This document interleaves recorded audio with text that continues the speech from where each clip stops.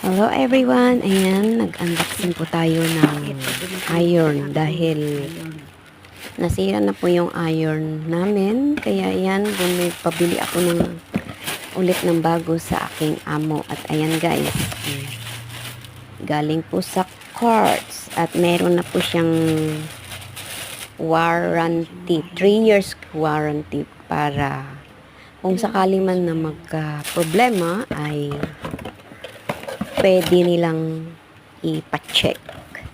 Ayan. So, ayan lang guys. Thank you so much for watching. Ayan, may bago na kaming iron. Don't care the background dahil umuulan that time. Thank you for watching and God bless everyone. Yan po ang bago kong iron guys na galing sa Quartz dito sa Singapore. God bless!